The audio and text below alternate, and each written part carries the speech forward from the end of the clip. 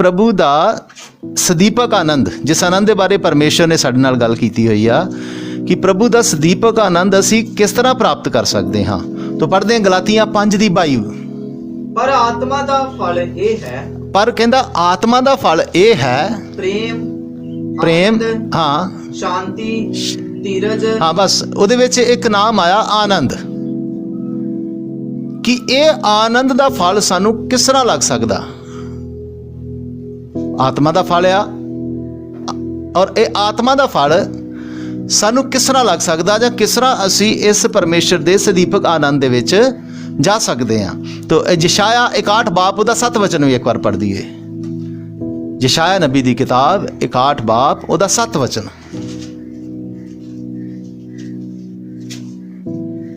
ਤੁਹਾਡੀ ਲਾਜ ਦੇ ਥਾਂ ਦੁਗਣਾ, ਬੇਪਤੀ ਦੇ ਥਾਂ ਉਹ ਆਪਣੇ ਹਿੱਸੇ ਵਿੱਚ ਮੋਜ ਮਾਣਨਗੇ। ਹਾਂ, ਇਸ ਲਈ ਉਹ ਆਪਣੇ ਦੇਸ਼ ਵਿੱਚ ਦੁਗਣੇ ਉੱਤੇ ਕਬਜ਼ਾ ਕਰਨਗੇ। ਹਾਂ, ਉਹਨਾਂ ਨੂੰ ਸਦੀਪਕ ਆਨੰਦ ਹੋਵੇਗਾ। ਉਹਨਾਂ ਨੂੰ ਸਦੀਪਕ ਆਨੰਦ ਹੋਵੇਗਾ।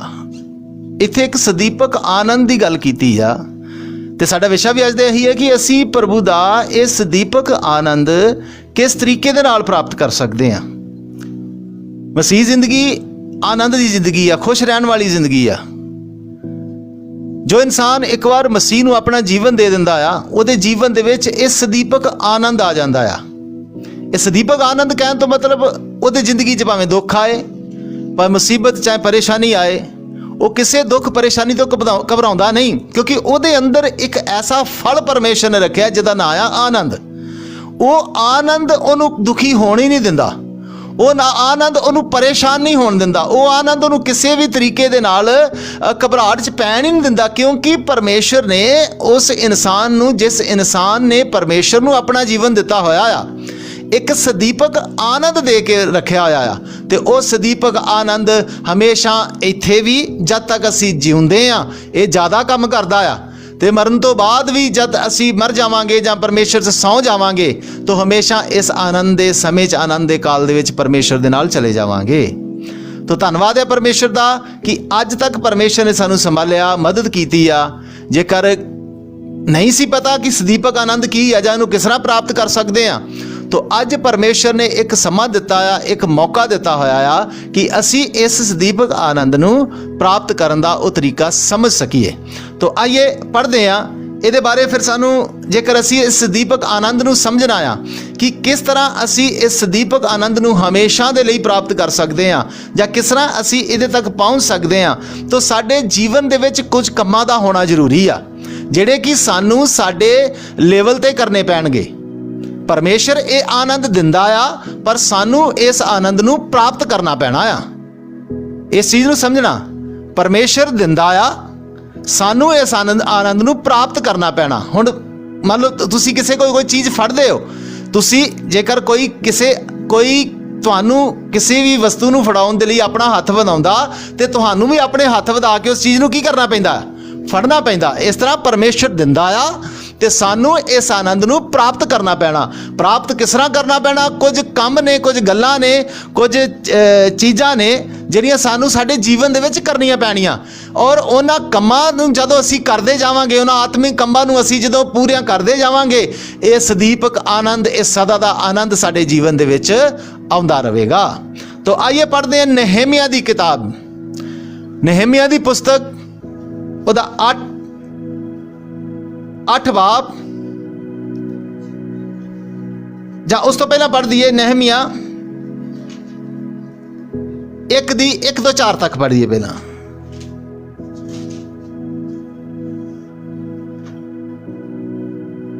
ਹਕਲਿਆ ਦੇ ਪੁੱਤਰ ਨਹਿਮੀਆ ਦੀਆਂ ਗੱਲਾਂ। ਹਾਂ, ਤਾਂ ਇਉਂ ਹੋਇਆ ਕਿ 20ਵੇਂ ਵਰੇ ਇਸਲੇਵ ਦੇ ਮਹੀਨੇ ਵਿੱਚ ਮੈਂ ਸ਼ੂਸ਼ਨ ਦੇ ਮਹਿਲ ਵਿੱਚ ਸਾਂ। ਨਹਿਮੀਆ ਲਿਖ ਰਿਹਾ, ਕਹਿੰਦਾ ਮੈਂ ਸ਼ੂਸ਼ਨ ਰਾਜਾ ਦੇ ਮਹਿਲ ਦੇ ਵਿੱਚ ਸੀ। ਹਾਂ, ਅਤੇ ਮੇਰੇ ਭਰਾਵਾਂ ਵਿੱਚੋਂ ਹਨਾਨੀ ਅਤੇ ਯਹੂਦੀਆਂ ਵਿੱਚੋਂ ਕਈ ਮਨੁੱਖ ਮੇਰੇ ਕੋਲ ਆਏ। ਹਾਂ, ਤਾਂ ਮੈਂ ਉਹਨਾਂ ਕੋਲੋਂ ਉਹਨਾਂ ਦੇ ਬਚਿਆ ਹੋਇਆਂ ਯਹੂਦੀਆਂ ਦੇ ਵਿਖੇ, ਇਹ ਸ਼ੂਸ਼ਨ ਰਾਜਾ ਦੇ ਮਹਿਲ 'ਚ ਆ, ਇਹ ਉੱਥੇ ਨੌਕਰੀ ਕਰਦਾ ਆ।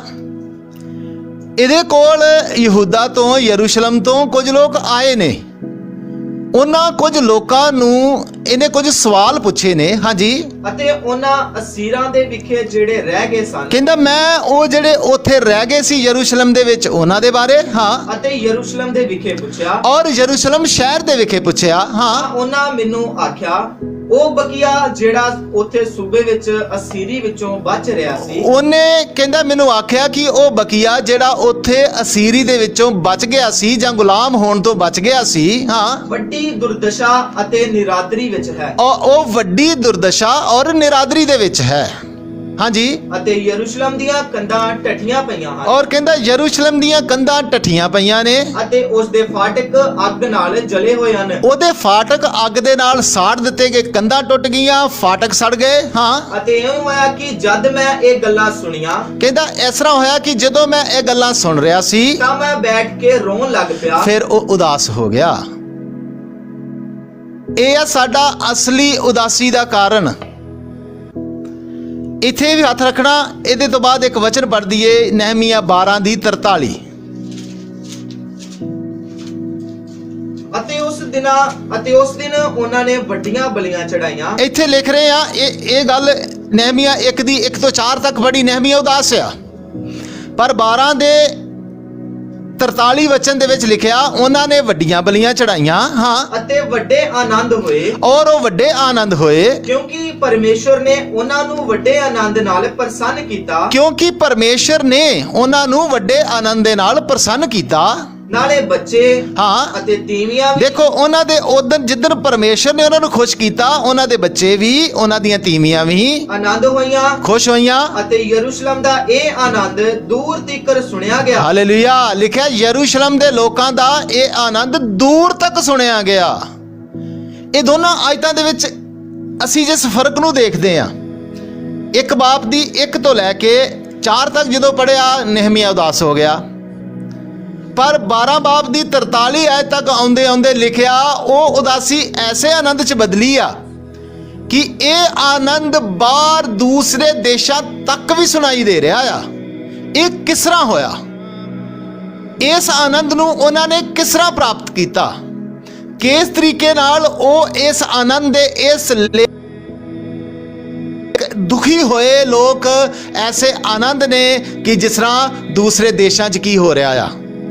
ਅੱਜ ਤੁਸੀਂ ਦੇਖ ਰਹੇ ਹੋ ਕਿ ਸਰੀਰਕ ਤੌਰ ਤੇ ਤੁਸੀਂ ਜਦੋਂ ਕਿਸੇ ਦੇ ਘਰ ਕੋਈ ਵਿਆਹ ਹੁੰਦਾ ਆ, ਤਾਂ ਜਦੋਂ ਸਾਨੂੰ ਨਹੀਂ ਪਤਾ ਕਿਸੇ ਦੇ ਘਰ ਕੋਈ ਪ੍ਰੋਗਰਾਮ ਆ, ਪਰ ਅੱਜ ਸਿਸਟਮ ਐਸੇ ਆਏ ਨੇ, ਉਹ ਡੀਜੇ ਲਾਉਂਦੇ ਨੇ ਜਾਂ ਕੁਝ ਐਸਾ ਲਾਈਟਾਂ ਵਗੈਰਾ ਕਰਦੇ ਨੇ, ਉਥੋਂ ਡੀਜੇ ਦੀ ਆਵਾਜ਼ ਔਰ ਉਹ ਲਾਈਟਾਂ ਸਾਨੂੰ ਕੀ ਦੱਸਦੀਆਂ ਨੇ ਅੱਜ ਇਹ ਘਰ ਕੀ ਹੋ ਰਿਹਾ ਆ। ਆਨੰਦ ਆ, ਪੂਰਾ ਖੁਸ਼ ਆ। ਉਹ ਆਨੰਦ ਆ ਥੋੜੀ ਦੇਰ ਦਾ, ਥੋੜੀ ਦੇਰ ਤੋਂ ਬਾਅਦ ਉਹ ਡੀਜੇ ਵਾਲੇ, ਉਹ ਲਾਈਟਾਂ ਲੂਟਾਂ ਵਾਲੇ ਚਲੇ ਜਾਣਗੇ। ਪਰ ਜਿਸ ਆਨੰਦ ਨੂੰ ਪਰਮੇਸ਼ਰ ਸਾਡੇ ਜੀਵਨ 'ਚ ਦਿੰਦਾ ਨਾ, ਉਹ ਆ ਸਦੀਪਕ ਆਨੰਦ, ਜਿਹਦੀ ਅਸੀਂ ਗੱਲ ਕਰਨ ਲਈ ਜਾ ਰਹੇ ਹਾਂ ਅੱਜ। ਇਹ ਸਦੀਪਕ ਆਨੰਦ ਸਾਨੂੰ ਪ੍ਰਾਪਤ ਕਿਸ ਤਰ੍ਹਾਂ ਹੁੰਦਾ ਆ? ਇਹ ਸਦੀਪਕ ਆਨੰਦ ਸਾਨੂੰ ਮਿਲਦਾ ਕਿਸ ਤਰ੍ਹਾਂ ਆ?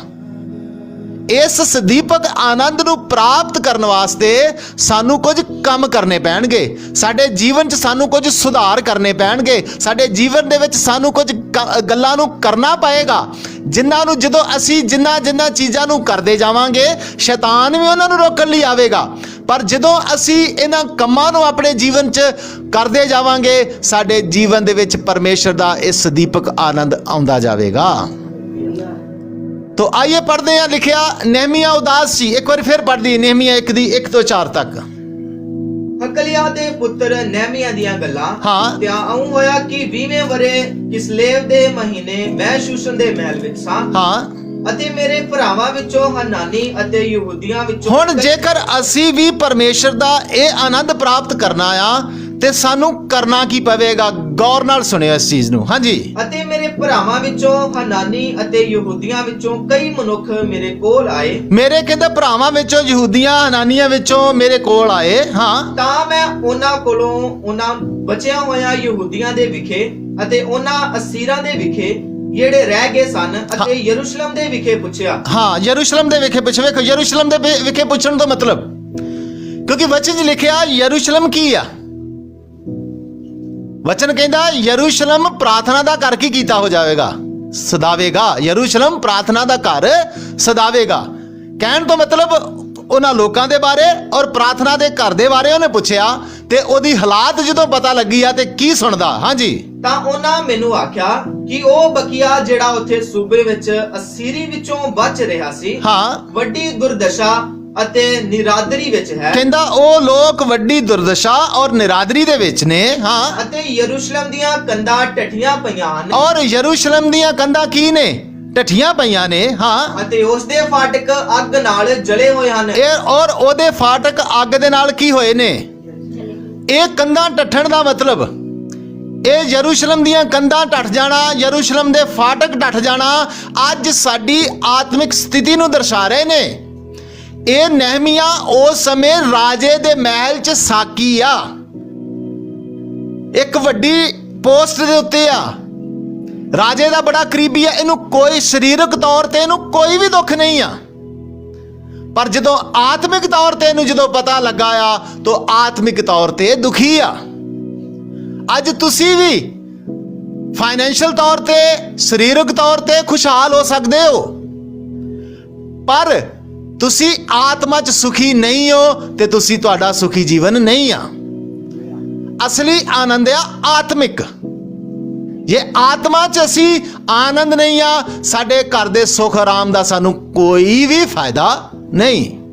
ਇਸੇ ਤਰ੍ਹਾਂ ਇਹ ਨਹਿਮੀਆ ਸਾਕੀ ਹੁੰਦਾ ਹੋਇਆ ਉਸ ਜਗ੍ਹਾ ਤੇ ਇੱਕ ਵੱਡੀ ਡਿਊਟੀ ਕਰਦਾ ਹੋਇਆ, ਡਿਊਟੀ ਕਰਦਾ ਕਰਦਾ ਪਰੇਸ਼ਾਨ ਆ, ਉਦਾਸ ਆ। ਕਿਉਂ ਉਦਾਸ ਆ? ਕਿਉਂਕਿ ਯਰੂਸ਼ਲਮ ਦੀਆਂ ਕੰਧਾਂ ਔਰ ਯਰੂਸ਼ਲਮ ਦੇ ਦਰਵਾਜ਼ੇ ਕੀ ਹੋਏ ਨੇ? ਟੱਠੇ ਹੋਏ ਨੇ। ਕੰਧਾਂ ਟੱਠੀਆਂ, ਦਰਵਾਜ਼ੇ ਸੜੇ। ਕੰਧਾਂ ਟੱਠੀਆਂ, ਦਰਵਾਜ਼ੇ ਸੜੇ ਤੋਂ ਮਤਲਬ ਪਵਿੱਤਰਤਾਈ ਅਤੇ ਅਲੱਗਤਾਈ ਜਾਂਦੀ ਰਹੀ ਆ। ਤੁਹਾਡੇ ਜੀਵਨ 'ਚ ਜੇ ਪਵਿੱਤਰਤਾਈ ਨਹੀਂ ਆ, ਤੁਹਾਡੇ ਜੀਵਨ 'ਚ ਜੇ ਅਲੱਗਤਾਈ ਨਹੀਂ ਆ, ਤੁਸੀਂ ਕਦੇ ਵੀ ਸੁਖੀ ਨਹੀਂ ਰਹਿ ਸਕਦੇ, ਤੁਸੀਂ ਕਦੇ ਵੀ ਆਨੰਦ ਨਹੀਂ ਰਹਿ ਸਕਦੇ। ਬੇਸ਼ੱਕ ਤੁਸੀਂ ਵੇਖਣ ਨੂੰ ਜਿੱਡੇ ਵੱਡੇ ਮਰਜ਼ੀ ਮਸੀਹੀ ਹੋਵੋਗੇ, ਜਿੱਡੇ ਮਰਜ਼ੀ ਵੱਡੇ ਪ੍ਰਾਰਥਨਾ ਕਰਨ ਵਾਲੇ ਹੋਵੋਗੇ, ਪਰ ਜੇਕਰ ਇਹ ਦਰਵਾਜ਼ੇ ਜਾਂ ਇਹ ਕੰਧਾਂ ਤੁਹਾਡੇ ਆਤਮਿਕ ਜੀਵਨ ਦੀਆਂ ਟੁੱਟੀਆਂ ਨੇ, ਤੁਸੀਂ ਸੁਖੀ ਨਹੀਂ ਹੋ, ਤੁਸੀਂ ਆਤਮਾ ਦੇ ਵਿੱਚ ਦੁਖੀ ਰਹੋਗੇ। ਕਿਉਂ? ਕੰਧਾਂ ਟੁੱਟੀਆਂ ਨੇ, ਸ਼ੈਤਾਨ ਜਦੋਂ ਮਰਜ਼ੀ ਆ ਸਕਦਾ। ਦਰਵਾਜ਼ੇ ਟੁੱਟੇ ਨੇ, ਸ਼ੈਤਾਨ ਨੂੰ ਐਂਟਰੀ ਕਰਨ ਤੋਂ ਕੋਈ ਰੋਕ ਹੀ ਨਹੀਂ ਸਕਦਾ। ਜੇ ਤੁਹਾਡੇ ਆਤਮਿਕ ਜੀਵਨ ਦੇ ਵਿੱਚ, ਤੁਹਾਡੇ ਆਤਮਿਕ ਜੀਵਨ ਦੀਆਂ ਕੰਧਾਂ ਟੱਠੀਆਂ ਹੋਈਆਂ ਨੇ, ਦੀਵਾਰ ਤੇ ਦਰਵਾਜ਼ੇ ਸੜੇ ਹੋਏ ਨੇ, ਤੇ ਸ਼ੈਤਾਨ ਦੀਆਂ ਗਤੀਵਿਧੀਆਂ ਨੂੰ ਤੁਸੀਂ ਰੋਕ ਨਹੀਂ ਸਕਦੇ। ਅੱਜ ਵਿਸ਼ਵਾਸੀਆਂ ਦੇ ਜੀਵਨ ਦੇ ਵਿੱਚ ਸ਼ੈਤਾਨੀ ਗਤੀਵਿਧੀਆਂ ਕਿਉਂ ਵੱਧ ਗਈਆਂ ਨੇ? ਅੱਜ ਵਿਸ਼ਵਾਸੀਆਂ ਦੇ ਜੀਵਨ ਦੇ ਵਿੱਚ ਸ਼ੈਤਾਨ ਧੜੱਲੇ ਨਾਲ ਕਿਉਂ ਕੰਮ ਕਰ ਰਿਹਾ? ਕਿਉਂਕਿ ਇਹ ਦੋ ਚੀਜ਼ਾਂ ਉਹਨਾਂ ਦੇ ਜੀਵਨ 'ਚ ਹੋਣ ਵਾਲੀਆਂ ਨੇ। ਉਹਨਾਂ ਦੇ ਆਤਮਿਕ ਕੰਧਾਂ ਟੱਠੀਆਂ ਨੇ, ਦਰਵਾਜ਼ੇ ਕੀ ਹੋਏ ਨੇ? ਅੱਗ ਨਾਲ ਸਾੜੇ ਹੋਏ ਨੇ। ਜੇ ਤੁਹਾਡੇ ਜੀਵਨ ਦੇ ਵਿੱਚ ਵੀ ਸ਼ੈਤਾਨ ਨੂੰ ਬਾਹਰ ਰੱਖਣ ਵਾਲੀ, ਸ਼ੈਤਾਨ ਨੂੰ ਡੱਕ ਕੇ ਰੱਖਣ ਵਾਲੀ ਦੀਵਾਰ ਤੁਸੀਂ ਖੜੀ ਨਹੀਂ ਕੀਤੀ ਹੋਈ, ਤੁਸੀਂ ਦੁਨੀਆ ਦੇ ਸਭ ਤੋਂ ਦੁਖੀ ਇਨਸਾਨ ਹੋ। ਜੇਕਰ ਹਜੇ ਵੀ ਤੁਹਾਡੇ ਇਹ ਦਰਵਾਜ਼ੇ ਅੱਗ ਨਾਲ ਸੜੇ ਨੇ, ਸ਼ੈਤਾਨ ਜਦੋਂ ਮਰਜ਼ੀ ਆ ਜਾਂਦਾ, ਜਦੋਂ ਮਰਜ਼ੀ ਆ ਕੇ ਤੁਹਾਡੇ ਕੋਲ ਕੁਝ ਕਰ ਹੀ ਨਹੀਂ ਸਕਦੇ, ਤੁਸੀਂ ਦੁਨੀਆ ਦੇ ਸਭ ਤੋਂ ਦੁਖੀ ਇਨਸਾਨ ਹੋ। ਇਸੇ ਕਾਰਨ ਇਹ ਨਹਿਮੀਆ ਵੀ ਦੁਖੀ ਆ। ਕੀ ਕਹਿੰਦਾ? ਪੜ੍ਹੀਏ ਜੀ। ਤਾਂ ਇਉਂ ਹੋਇਆ ਕਿ ਜਦ ਮੈਂ ਇਹ ਗੱਲਾਂ ਸੁਣੀਆਂ ਤਾਂ ਮੈਂ ਬੈਠ ਕੇ ਰੋਣ ਲੱਗ ਪਿਆ। ਹਾਂ, ਬੈਠ ਕੇ ਰੋਣ ਲੱਗ ਪਿਆ, ਉਦਾਸ ਹੋ ਗਿਆ। ਪਵਿੱਤਰਤਾਈ ਦੀ ਤੇ ਅਲੱਗਤਾਈ ਦੀ ਕੰਧ ਕੀ ਹੋ ਚੁੱਕੀ ਆ? ਟੱਟ ਚੁੱਕੀ ਹੈ। ਇਸ ਕਰ ਇੱਥੇ ਹੱਥ ਰੱਖਣਾ, ਵਚਨ ਪੜ੍ਹਨਾ। ਗਿਣਤੀ ਦੀ ਕਿਤਾਬ 23 ਬਾਬ 9 ਔਰ 10 ਵਚਨ ਪੜ੍ਹੀਏ। ਗਿਣਤੀ ਦੀ ਕਿਤਾਬ 23 ਬਾਬ 9 ਔਰ 10 ਵਚਨ ਪੜ੍ਹ ਦਈਏ। ਚਟਾਨ ਦੀਆਂ ਟੀਸੀਆਂ ਤੋਂ ਮੈਂ ਉਹਨੂੰ ਵੇਖਦਾ ਹਾਂ। ਹਾਂ, ਇੱਥੇ ਬਲਿਆਮ ਕਹਿੰਦਾ ਚਟਾਨ ਦੀਆਂ ਟੀਸੀਆਂ ਤੋਂ ਮੈਂ ਉਹਨੂੰ ਵੇਖਦਾ ਹਾਂ, ਅਤੇ ਪਰਬਤਾਂ ਤੋਂ ਮੈਂ ਉਸ ਉੱਤੇ ਨਿਗਾਹ ਮਾਰਦਾ ਹਾਂ। ਪਰਬਤਾਂ ਤੋਂ ਮੈਂ ਉਸ ਉੱਤੇ ਨਿਗਾਹ ਮਾਰਦਾ ਹਾਂ। ਇਹ ਪਰਜਾ ਇਕੱਲੀ ਵਸਦੀ ਹੈ, ਇਹ ਪਰਜਾ ਇਕੱਲੀ ਵਸਦੀ ਹੈ, ਅਤੇ ਕੌਮਾਂ ਦੇ ਵਿੱਚ ਉਹ ਆਪਣੇ ਆਪ ਨੂੰ ਨਹੀਂ ਗਿਣਦੀ। ਕੌਮਾਂ ਦੇ ਵਿੱਚ ਉਹ ਆਪਣੇ ਆਪ ਨੂੰ ਨਹੀਂ ਗਿਣਦੀ। ਹਾਂ, ਇਹ ਇੱਥੇ ਜਦੋਂ ਬਲਿਆਮ ਦੇਖ ਰਿਹਾ ਆ, ਇਸਰਾਏਲ ਦੀ ਅਲੱਗਤਾਈ ਦੀ ਦੀਵਾਰ ਬੜੀ ਉੱਚੀ ਆ। ਇਸਰਾਏਲ ਇਹ ਅਲੱਗ ਵਸਦੇ ਨੇ, ਉਹ ਦੁਨੀਆਦਾਰੀ ਤੋਂ ਅਲੱਗ ਰਹਿੰਦੇ ਨੇ।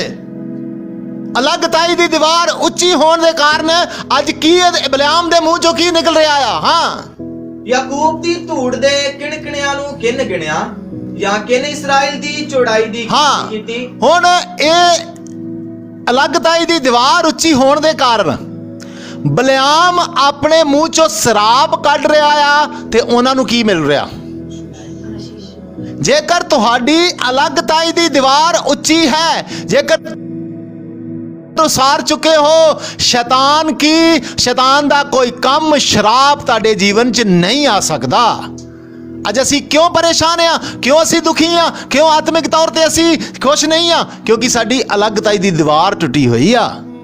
ਅਸੀਂ ਸੰਸਾਰ ਦੇ ਵਿੱਚ ਰਲੇ ਆ, ਸੰਸਾਰ ਸਾਡੇ ਉੱਪਰ ਝਲਕਦਾ, ਸੰਸਾਰ ਸਾਡੇ ਕੱਪੜਿਆਂ ਤੋਂ, ਸੰਸਾਰ ਸਾਡੇ ਵੇਸ਼ਭੂਸ਼ਾ ਤੋਂ, ਸੰਸਾਰ ਸਾਡੇ ਰਹਿਣ ਸਹਿਣ ਤੋਂ, ਸੰਸਾਰ ਸਾਡੇ ਚੱਲਣ ਦੇ ਬੋਲਣ ਦੇ ਹਰ ਇੱਕ ਢੰਗ ਤੋਂ ਸੰਸਾਰਿਕਤਾ ਦਿਖਾਈ ਦਿੰਦੀ ਆ। ਤੇ ਜੇ ਸੰਸਾਰਿਕਤਾ ਦਿਖਾਈ ਦਿੰਦੀ ਆ ਤੇ ਇਹ ਵਚਨ ਤੁਹਾਡੇ ਤੇ ਨਹੀਂ ਪੂਰਾ ਹੋ ਰਿਹਾ ਕਿ ਬਲਿਆਮ ਜਾਂ ਸ਼ੈਤਾਨ ਜਦੋਂ ਤੁਹਾਨੂੰ ਵੇਖਦਾ ਆ ਉਹ ਤੁਹਾਨੂੰ ਸੰਸਾਰ ਨਾਲੋਂ ਅਲੱਗ ਨਹੀਂ ਦੇਖਦਾ, ਉਹ ਤੁਹਾਨੂੰ ਸੰਸਾਰ 'ਚ ਰਲੇ ਮਿਲੇ ਹੀ ਦੇਖਦਾ ਆ। ਇਸੇ ਕਾਰਨ ਤੁਹਾਡੇ ਉੱਪਰ ਸ਼ੈਤਾਨ ਦੀਆਂ ਚਾਲਾਂ, ਇਸੇ ਕਾਰਨ ਤੁਹਾਡੇ ਉੱਤੇ ਸ਼ੈਤਾਨ ਦੇ ਸ਼ਰਾਪ, ਇਸੇ ਕਾਰਨ ਤੁਹਾਡੇ ਉੱਤੇ ਸ਼ੈਤਾਨ ਦੀਆਂ ਯੁਕਤੀਆਂ ਚੱਲ ਰਹੀਆਂ ਨੇ। ਜੇਕਰ ਤੁਸੀਂ ਇਹਨਾਂ ਸ਼ੈਤਾਨ ਦੀਆਂ ਯੁਕਤੀਆਂ ਤੋਂ ਬਚਣਾ ਚਾਹੁੰਦੇ ਹੋ ਤੋ ਤੁਹਾਨੂੰ ਆਪਣੀਆਂ ਇਹਨਾਂ ਅਲੱਗਤਾਈਆਂ ਦੀਆਂ ਦੀਵਾਰਾਂ ਨੂੰ ਉਸਾਰਨਾ ਪਵੇਗਾ। ਨਹੀਂ ਤੇ ਤੁਸੀਂ ਖੁਸ਼ਹਾਲ ਹੁੰਦਿਆਂ ਹੋਇਆਂ ਵੀ, ਸਰੀਰਕ ਤੌਰ ਤੇ ਫਾਈਨੈਂਸ਼ੀਅਲ ਤੌਰ ਤੇ ਖੁਸ਼ਹਾਲ ਹੁੰਦਿਆਂ ਹੋਇਆਂ ਵੀ ਤੁਸੀਂ ਦੁਖੀ ਰਹੋਗੇ। ਕਿਉਂਕਿ ਅਸਲੀ ਆਨੰਦ ਉਹੀ ਆ ਜਿਹੜਾ ਪ੍ਰਭੂ ਯਿਸੂ ਮਸੀਹ ਦਿੰਦਾ ਆ। ਅਸਲੀ ਆਨੰਦ ਉਹੀ ਆ ਜੋ ਪਵਿੱਤਰ ਆਤਮਾ ਦਿੰਦਾ ਆ। ਅਸਲੀ ਆਨੰਦ ਉਹੀ ਆ ਜਿਹਨੂੰ ਅਸੀਂ ਸਦੀਪਕ ਆਨੰਦ ਕਹਿੰਦੇ ਆ। ਤੇ ਸਦੀਪਕ ਆਨੰਦ ਤਾਂ ਹੀ ਮਿਲਦਾ ਆ ਜੇਕਰ ਸਾਡੀਆਂ ਦੀ ਯਰੂਸ਼ਲਮ ਦੀਆਂ ਦੀਵਾਰਾਂ ਔਰ ਸਾਡੇ ਯਰੂਸ਼ਲਮ ਦੇ ਫਾਟਕ ਬਣੇ ਹੋਣਗੇ। ਇਹ ਸਾਡਾ ਯਰੂਸ਼ਲਮ ਹੁਣ ਕਿੱਥੇ ਆ? ਇਹ ਅਸੀਂ ਹੀ ਪਰਮੇਸ਼ਰ ਦੀ ਹੈਕਲ ਹਾਂ, ਅਸੀਂ ਹੀ ਹੁਣ ਅਸਲੀ ਯਰੂਸ਼ਲਮ ਹਾਂ। ਇਸ ਕਾਰਨ ਆਪਣੇ ਆਤਮਿਕ ਜੀਵਨ ਤੇ ਧਿਆਨ ਦਈਏ। ਜੇਕਰ ਅਸੀਂ ਆਪਣੇ ਆਤਮਿਕ ਜੀਵਨ ਤੇ ਧਿਆਨ ਨਹੀਂ ਦੇਵਾਂਗੇ, ਜੇਕਰ ਅਸੀਂ ਆਪਣੇ ਆਤਮਿਕ ਜੀਵਨ ਦੀ ਰਾਖੀ ਨਹੀਂ ਕਰਾਂਗੇ ਤੇ ਅਸੀਂ ਕਦੇ ਵੀ ਆਤਮਿਕ ਤੌਰ ਤੇ ਖੁਸ਼ ਜਾਂ ਸੁਖੀ ਨਹੀਂ ਰਵਾਂਗੇ। ਕਿਉਂ? ਕਿਉਂਕਿ ਵਚਨ ਵੀ ਕਹਿੰਦਾ ਸਿਯੋਨ ਦੇ ਦੁਖੀਆਂ ਸੀ। ਸਵਰਗੀ ਥਾਵਾਂ ਦਾ ਵਾਅਦਾ ਹੁੰਦਿਆਂ ਸੁਣਦਿਆਂ ਵੀ, ਸਭ ਕੁਝ ਪਰਮੇਸ਼ਰ ਦੀ ਕਿਰਪਾ ਦਾ ਵਾਅਦਾ ਹੁੰਦਿਆਂ ਸੁਣਦਿਆਂ ਵੀ ਅਸੀਂ ਦੁਖੀ ਹਾਂ। ਕਿਉਂ ਦੁਖੀ ਹਾਂ? ਕਿਉਂਕਿ ਨਹਿਮੀਆ ਵਾਂਗੂ ਅਸੀਂ ਵੇਖ ਸਕਦੇ ਹਾਂ ਆਪਣੇ ਆਪ ਨੂੰ ਦੀਵਾਰਾਂ ਟੁੱਟੀਆਂ ਔਰ ਫਾਟਕ ਅੱਗ ਦੇ ਨਾਲ ਕੀ ਨੇ? ਜਲੇ ਹੋਏ ਨੇ। ਤੇ ਫਿਰ ਹੁਣ ਕਰਨਾ ਕੀ ਆ? ਅੱਜ ਜੇਕਰ ਤੁਸੀਂ ਆਪਣੇ ਆਤਮਿਕ ਜੀਵਨ 'ਚ ਝਾਤੀ ਮਾਰ ਰਹੇ ਹੋ, ਸਾਡੇ ਆਤਮਿਕ ਜੀਵਨ ਐਸੇ ਨੇ, ਸਾਡੇ ਆਤਮਿਕ ਜੀਵਨ ਸਾਨੂੰ ਦਿਖਾਈ ਦੇ ਰਹੇ ਨੇ ਕਿ ਦੀਵਾਰਾਂ ਟੁੱਟ ਗਈਆਂ ਨੇ ਔਰ ਦਰਵਾਜ਼ੇ ਜਾਂ ਗੇਟ ਜਾਂ ਢੱਕਣ ਵਾਲੇ ਫਾਟਕ ਅੱਗ ਦੇ ਨਾਲ ਕੀ ਹੋ ਚੁੱਕੇ ਨੇ? ਤਾਂ ਫਿਰ ਹੁਣ ਕਰਨਾ ਕੀ ਪਵੇਗਾ? ਕਰਨਾ ਇਹ ਆ ਕਿ ਜਿਸ ਤਰ੍ਹਾਂ ਨਹਿਮੀਆ ਨੇ ਰਾਜੇ ਦੇ ਅੱਗੇ ਜਦੋਂ ਉਦਾਸ ਹੋਇਆ ਤੇ ਰਾਜੇ ਨੇ ਪੁੱਛਿਆ, ਉਹਨੇ ਬੇਨਤੀ ਕੀਤੀ ਆ, ਮੇਰਾ ਯਰੂਸ਼ਲਮ ਜਾਂ ਮੇਰਾ ਪਿਛੋਕੜ ਇਹ ਆ। ਉਹ ਯਰੂਸ਼ਲਮ, ਉਹ ਪਰਮੇਸ਼ਰ ਦਾ ਸਥਾਨ ਜਾਂ ਪਰਮੇਸ਼ਰ ਦਾ ਘਰ ਜਿੱਥੇ ਆਰਾਧਨਾ ਹੋਣੀ ਆ, ਅੱਜ ਉੱਥੇ ਹੋਇਆ ਪਿਆ ਆ। ਅੱਜ ਉੱਥੇ ਕੋਈ ਆਰਾਧਨਾ ਨਹੀਂ, ਅੱਜ ਉੱਥੇ ਕੋਈ ਉਪਾਸਨਾ ਨਹੀਂ, ਅੱਜ ਉੱਥੇ ਕੋਈ ਪਰਮੇਸ਼ਰ ਦੀ ਆਵਾਜ਼ ਨਹੀਂ ਆ। ਜੇਕਰ ਤੁਹਾਡੇ ਆਤਮਿਕ ਜੀਵਨ ਵੀ ਅੱਜ ਖੰਡਰ ਜਾਂ ਵਿਰਾਨ ਹੋ ਚੁੱਕੇ ਨੇ ਤੋ ਇਹ ਵਚਨ ਸੁਣ ਕੇ ਤੁਸੀਂ ਆਪਣੇ ਜੀਵਨਾਂ ਨੂੰ ਸਿੱਧ ਕਰ ਸਕਦੇ ਹੋ। ਇਹ ਵਚਨ ਸੁਣ ਕੇ ਤੁਸੀਂ ਦੁਬਾਰਾ ਆਪਣੇ ਜੀਵਨਾਂ ਨੂੰ, ਇਹਨਾਂ ਖੰਡਰ ਹੋਏ ਜ਼ਿੰਦਗੀਆਂ ਨੂੰ, ਇਹਨਾਂ ਖੰਡਰ ਹੋਏ ਜੀਵਨਾਂ ਨੂੰ ਜਾਂ ਇਸ ਵਿਰਾਨ ਹੋਏ ਜੀਵਨਾਂ ਨੂੰ ਦੁਬਾਰਾ ਤੋਂ ਤਿਆਰ ਕਰ ਸਕਦੇ ਹੋ। ਤਿਆਰ ਕਰਨ ਦਾ ਤਰੀਕਾ ਕੀ ਆ? ਸਭ ਤੋਂ ਪਹਿਲਾਂ ਪਰਮੇਸ਼ਰ ਦੇ ਅੱਗੇ ਝੁਕੀਏ, ਪਰਮੇਸ਼ਰ ਦੇ ਅੱਗੇ ਸਾਰੀ ਸਥਿਤੀ ਨੂੰ ਪ੍ਰਗਟ ਕਰੀਏ। ਪਰਮੇਸ਼ਰ ਜਾਣਦਾ ਆ, ਸਭ ਕੁਝ ਜਾਣਦਾ ਆ, ਪਰ ਪਰਮੇਸ਼ਰ ਤੁਹਾਡੇ ਮੂੰਹੋਂ ਅੰਗੀਕਾਰ ਵੀ ਕਰਵਾਉਣਾ ਚਾਹੁੰਦਾ ਆ। ਅੰਗੀਕਾਰ ਕਰੀਏ, ਪਰਮੇਸ਼ਰ ਮੈਂ ਗਲਤ, ਮੈਂ ਪਾਪੀ ਸੀ, ਮੈਂ ਡਿੱਗ ਗਿਆ, ਪਰ ਮੈਂ ਅੱਜ ਤੋਂ ਫੇਰ ਦੁਬਾਰਾ ਆਪਣੇ ਜੀਵਨ ਨੂੰ ਪਵਿੱਤਰਤਾਈ ਤੇ ਅਲੱਗਤਾਈ ਦੇ ਵਿੱਚ ਦ੍ਰਿੜ ਕਰਨਾ ਚਾਹੁੰਦਾ ਹਾਂ। ਮੈਂ ਫੇਰ ਦੁਬਾਰਾ ਆਪਣੇ ਜੀਵਨ ਨੂੰ ਪਵਿੱਤਰਤਾਈ ਦੇ ਵਿੱਚ ਔਰ ਅਲੱਗਤਾਈ ਦੇ ਵਿੱਚ ਕਾਇਮ ਕਰਨਾ ਚਾਹੁੰਦਾ ਹਾਂ।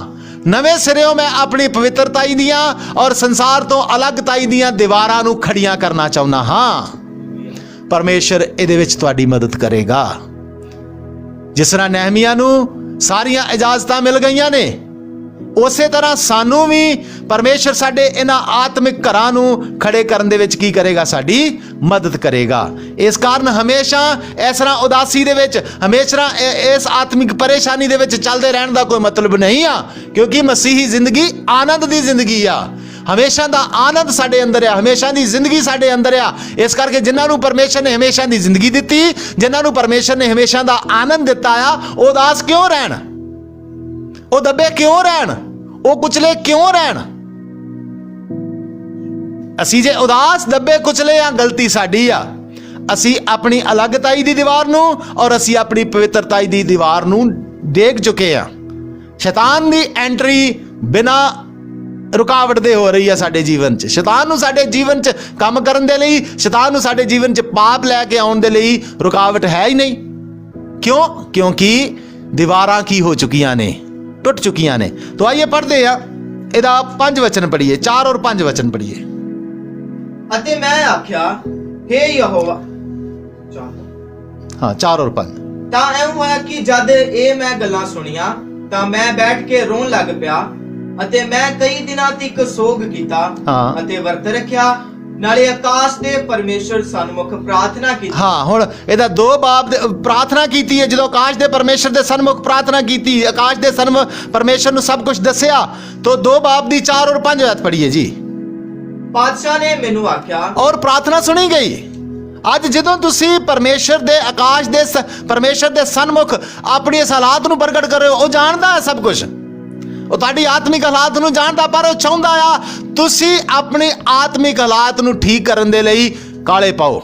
ਤੁਸੀਂ ਆਪਣੀ ਆਤਮਿਕ ਹਾਲਾਤ ਨੂੰ ਠੀਕ ਕਰਨ ਦੇ ਲਈ ਤੇਜ਼ੀ ਦਿਖਾਓ, ਬੇਨਤੀ ਕਰੋ, ਮੈਨੂੰ ਕਹੋ, ਮੈਂ ਤੁਹਾਡੀ ਮਦਦ ਕਰਾਂਗਾ।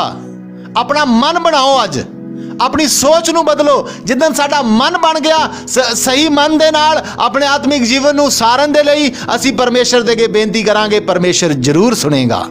ਜਦੋਂ ਨਹਿਮੀਆ ਨੇ ਕੀਤੀ ਆ ਬੇਨਤੀ, ਨਹਿਮੀ ਦੀ ਬੇਨਤੀ ਸੁਣੀ ਗਈ ਆ। ਪੜ੍ਹੀਏ ਜੀ 2 ਦੀ 4 और 5। ਹਾਂਜੀ।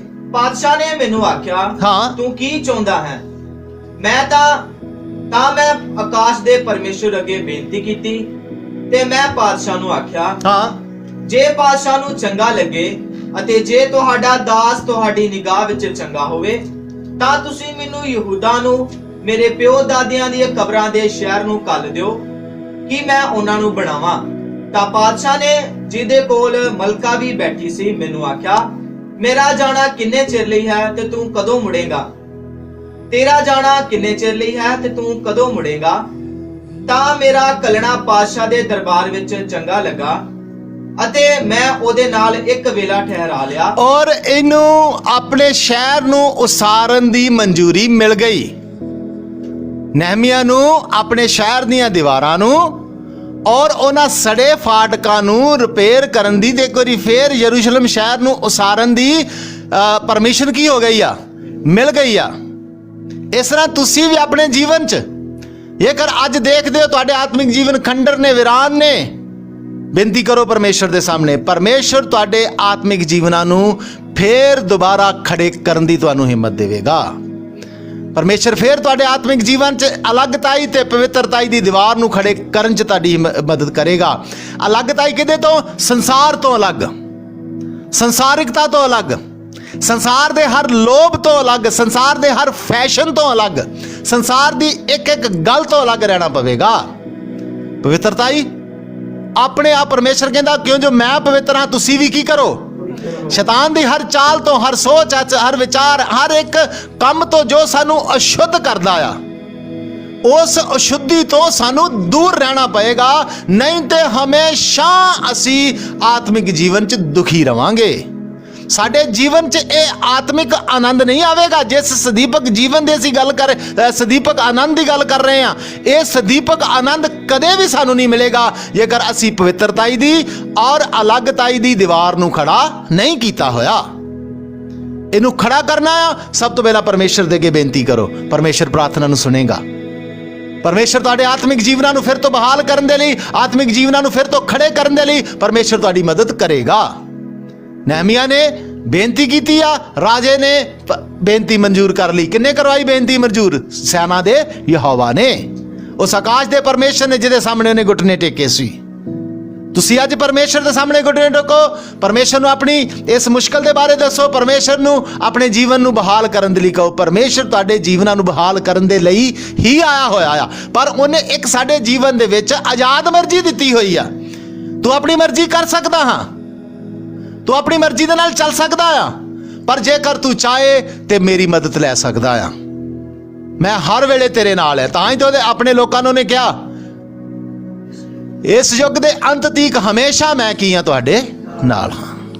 ਪਰਮੇਸ਼ਰ ਤੁਹਾਡੀ ਮਦਦ ਕਰਨ ਦੇ ਲਈ ਹਮੇਸ਼ਾ ਤੁਹਾਡੇ ਨਾਲ ਆ। ਤੁਸੀਂ ਹਿੰਮਤੀ ਬਣੋ, ਉੱਠੋ, ਤਿਆਰ ਹੋਵੋ, ਪਰਮੇਸ਼ਰ ਦੀ ਮਦਦ ਲਈ ਪਰਮੇਸ਼ਰ ਨੂੰ ਪੁਕਾਰੋ।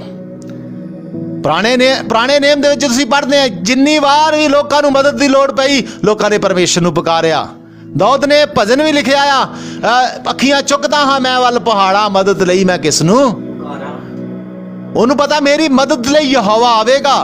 ਇਸੇ ਲਈ ਅੱਜ ਤੁਹਾਡੇ ਜੀਵਨਾਂ ਨੂੰ ਜੇਕਰ ਤੁਸੀਂ ਬਹਾਲ ਕਰਨਾ ਚਾਹੁੰਦੇ ਹੋ, ਸਵਰਗ ਦਾ ਪਰਮੇਸ਼ਰ ਤੁਹਾਡੇ ਜੀਵਨਾਂ ਨੂੰ ਬਹਾਲ ਕਰਨ ਲਈ ਆਏਗਾ। ਸਵਰਗ ਤੋਂ ਮਦਦ ਆਏਗੀ, ਸੈਨਾ ਦੇ ਯਹੋਵਾ ਦੀ ਮਦਦ ਆਏਗੀ, ਕਿ ਤੁਸੀਂ ਆਪਣੀਆਂ ਪਵਿੱਤਰਤਾਈ ਦੀਆਂ ਔਰ ਆਪਣੀਆਂ ਅਲੱਗਤਾਈ ਦੀਆਂ ਇਹਨਾਂ ਕੰਧਾਂ ਨੂੰ ਦੁਬਾਰਾ ਉਸਾਰ ਸਕੋ।